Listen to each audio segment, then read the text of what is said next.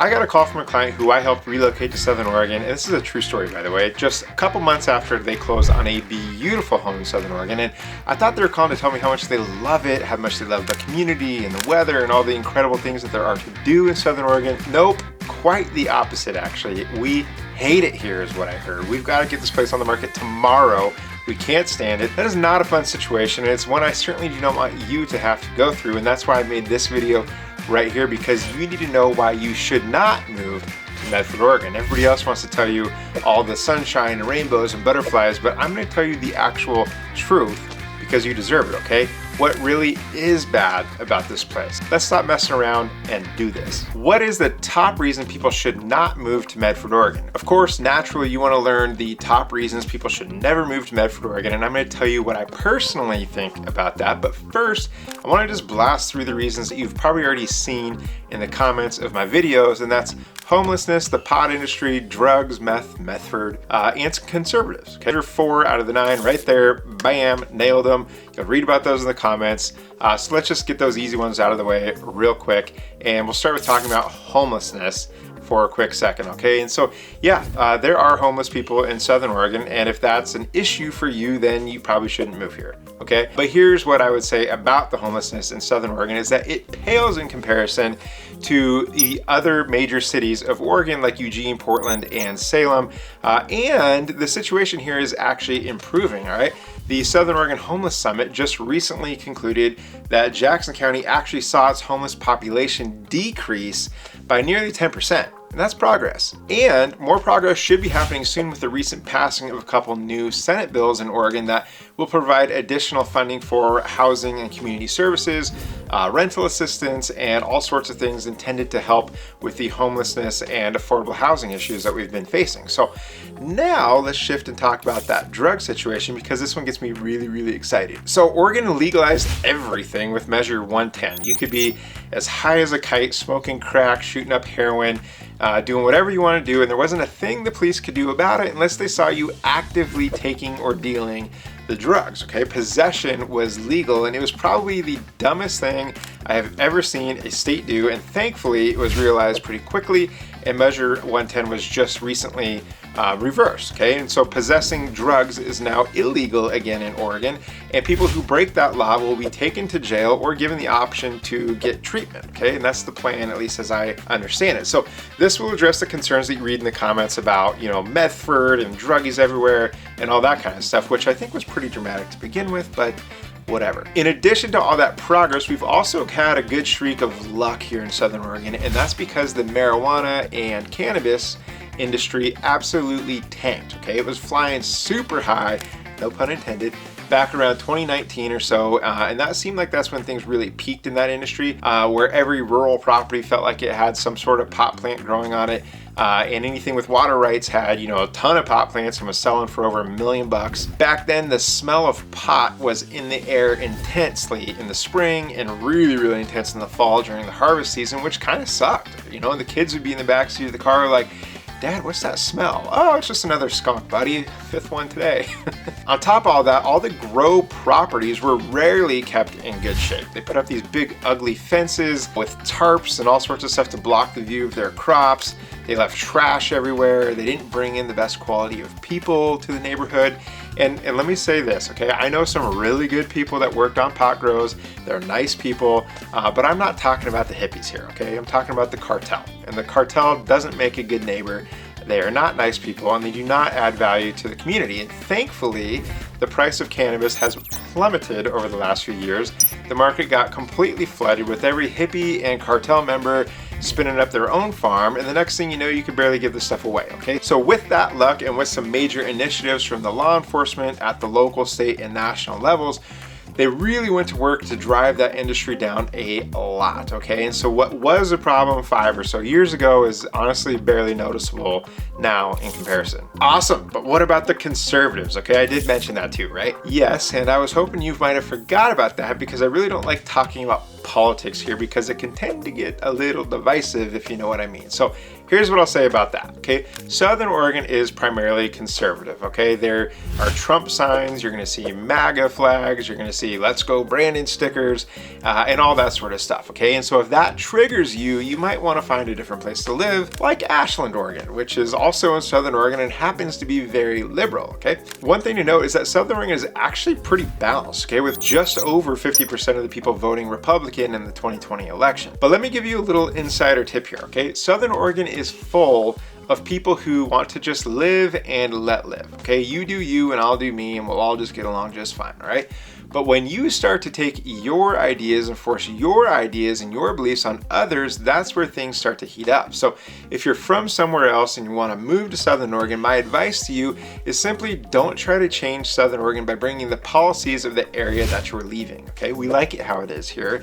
We think you'll like it how it is here. So why don't you just try it, just experience it and embrace it. Now, I told you that I would share my personal opinion on what I think the biggest reason is that you should not move to Medford, Oregon, and I will come clean on that right now and deliver. And I'll tell you that the number one reason for me, in my mind, is that it is still very much a small town in a lot of ways, okay? We're talking about Medford, Oregon, or Southern Oregon in general. And that's number 5 on the list. So if you're from a big city and you're not ready for that small town life, it might not work out for you here, okay? Especially if you move to a smaller town in Southern Oregon, like Rogue River, Gold Hill, Shady Cove, Merlin, one of those types of places. You're gonna probably find yourself in a situation where your neighbor knows your business, and that's okay. We kind of look out for each other like that around here. But if you don't like that though, if you don't like the idea of your neighbor knowing you or wanting to talk to you, if that bothers you, then this probably isn't the place for you. Or at least we're gonna wanna find you a place very, very remotely out in the hills where nobody else is gonna be around you. And look, I get it. I totally do. I mean, I understand wanting your privacy or even, you know, the appeal of a big city where you just blend in and you're just part of it, okay? But that is not here, okay? So if that's the lifestyle you want, you will not get that here. I can tell you that right now.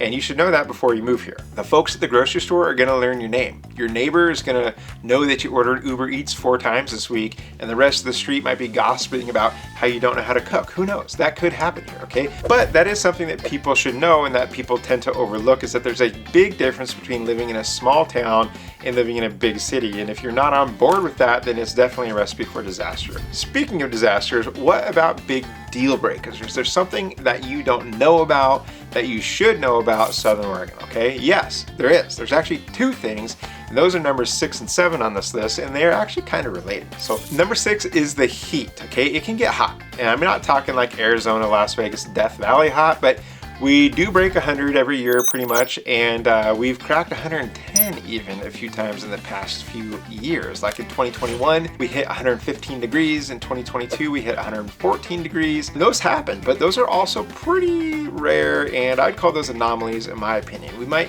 you know, go over 110 degrees maybe a handful of times every decade. It's rare, just as rare as getting maybe a foot of snow, let's say. Doesn't happen often, but it could happen in rare circumstances. But that's something you need to know about if you're thinking about moving to Southern Oregon, okay? If you're thinking it's gonna be this Pacific Northwest rainforest that you see on TV, it's not the case all the time. But thankfully, it's not that bad. It's more like an average of 90 or so in July, which is very tolerable. But if you can't stand those random few days where it gets really, really hot, then this might not be the place for you. Or you could just do what the rest of us do and pay attention to the weather, and when it's gonna be really, really hot, you just go on over to the coast, you get yourself some fish and chips, you dip your toes in that nice cold water.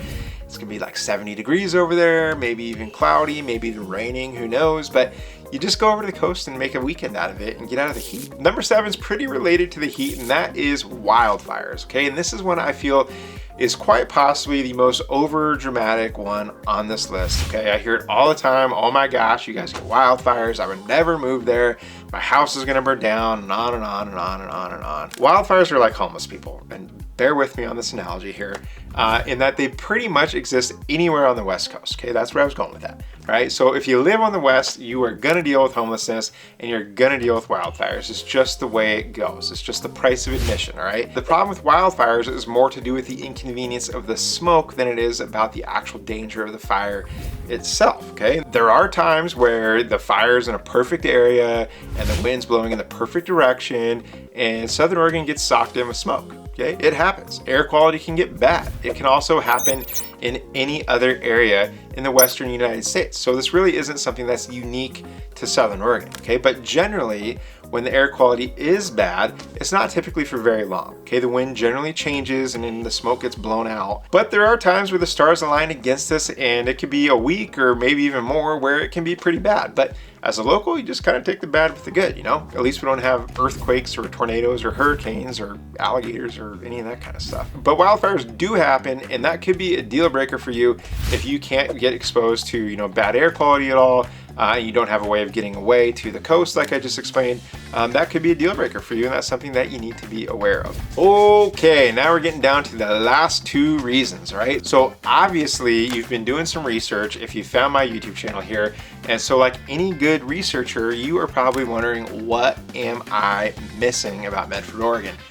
Great question. The answer to that is in the next 2 and the last 2 reasons of why you should never move to Medford, Oregon, okay? These reasons are based on things that are harder to research, okay? Harder to find real data about, and I'm gonna deliver that data to you right now. Number 8 is jobs. See, Medford is not a bustling metropolis with an endless amount of jobs. So depending on what you do for a living, you might have a hard time finding employment. If you're an executive of a big corporation, for example, you might not have much opportunity here in Southern Oregon.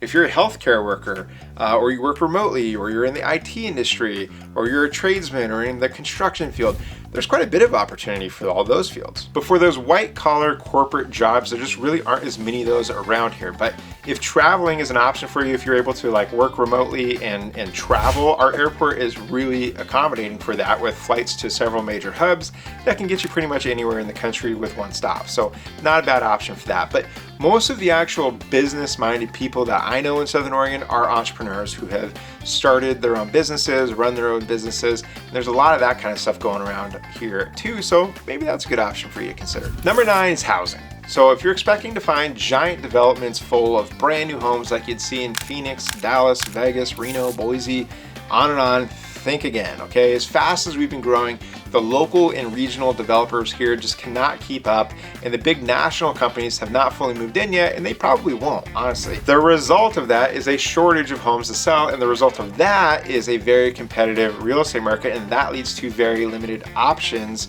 at the lower price points, especially say under like the 250 to 300,000 range. It's very hard to find a livable home in that range. As you climb into that 400 to 450,000 range, you actually get to find some pretty nice options, and that's right around the median home price in Southern Oregon. As you climb more into the 500 to 600 range, you get some really nice new construction options, and as you get into the 700s, you get to add more land. As you go beyond that, it really just becomes more a matter of, you know, where do you want to be and what do you like in the home. Now, here's the big kicker of this whole thing. Everything I told you is completely useless to you unless you go get the other side of the story. Remember, I told you, you gotta take the bad with the good. This was the bad, now you gotta go get the good. And you can get that right here by watching this video about the 15 reasons why I love living in Medford, Oregon. Click on that one right now, call or text me, Brian Simmons with eXp Realty anytime, and I will see you on the next video.